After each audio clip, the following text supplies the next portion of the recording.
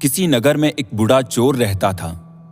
16 वर्षीय उसका एक लड़का भी था। चोर जब ज्यादा बूढ़ा हो गया तो अपने बेटे को चोरी की विद्या सिखाने लगा। कुछ ही दिनों में वो लड़का चोरी विद्या में प्रवीण हो गया। दोनों बाप बेटा आराम से जीवन व्यतीत करने लगे। एक दिन चोर ने अपने बेटे से कहा, देखो बेटा, साधु संतों की बात कभी नहीं सुननी चाहिए।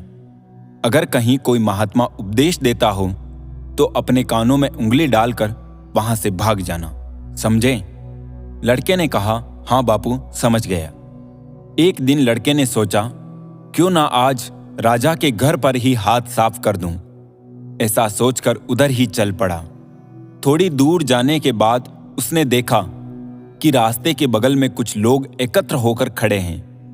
उसने आते हुए एक व्यक्ति से पूछा, उस स्थान पर इतने लोग एकत्र क्यों हैं? उस आदमी ने उत्तर दिया, वहां पर महात्मा बुद्ध उपदेश दे रहे हैं। ये सुनकर उसका माथा ठनका और कहा, उनका उपदेश नहीं सुनूंगा। ऐसा सोचकर अपने कानों में उंगली डालकर वहां से भाग निकला। जैसे ही वो भीड़ के निकट पहुंचा कि एक पत्थर से ठोकर लगी और वो गिर गया। उस समय बुद्ध कह रहे थे, कभी झूठ नहीं बोलना चाहिए। जिसका नमक खाए उसका कभी बुरा नहीं सोचना चाहिए। ऐसा करने वाले को भगवान सदा दुखी बनाए रखते हैं। ये दो बातें उसके कान में पड़ी। वो झटपट उठा और कान बंद कर राजा की महल की ओर चल दिया। वहां पहुंचकर जैसे ही अंदर जाना चाहा कि उसे वहां बैठे पहरेदार ने टोका, अरे कहां जाते हो? तुम कौन हो? उसे बुद्ध का उपदेश याद आया, झूठ नहीं बोलना चाहिए। चोर ने सोचा, आज सच ही बोलकर देखूं। तो उसने उत्तर दिया कि मैं चोर हूं, चोरी करने जा रहा हूं। तो सैनिक ने सोचा, राजमहल का कोई नौकर होगा जो मेरे साथ मजाक कर रहा होगा। तो उसने कहा, अच्छा जाओ। चोर सच बोलकर राजमहल में प्रवेश कर गया। एक कमरे में घुसा। वहां ढेर सारा पैसा तथा जेवर देख उसका मन खुशी से भर गया। एक थैले में सब धन भर लिया और दूसरे कमरे में घुसा। वहां रसोई घर था। अनेक प्रकार के भोजन वहां रखे थे। वो खाना खाने लगा। खाना खाने के बाद वो थैला उठाकर चलने ही लगा कि तभी फिर बुद्ध का उपदेश याद आया कि जिसका नमक खाओ उसका बुरा मत सोचो। उसने अपने मन में कहा, खाना खाया उसमें नमक भी था, इसलिए इनका बुरा नहीं सोचना चाहिए। इतना सोचकर थैला वहीं रख वो वापस चल पड़ा।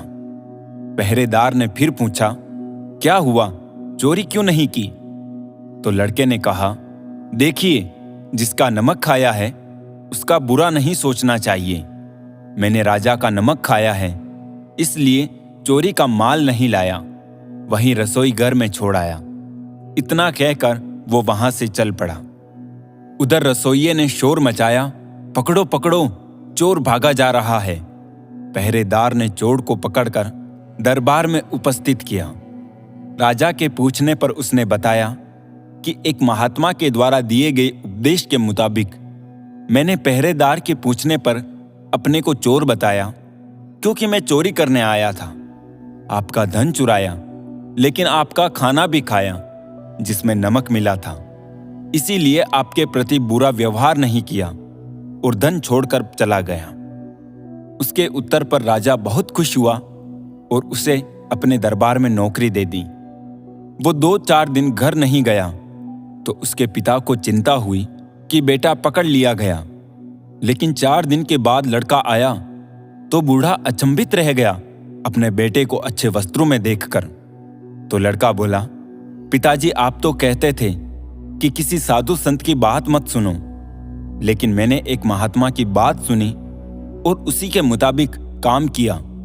तो देखिए, सच्चाई का फल, मुझे राज दरबार में अच्छी नौकरी मिल गई।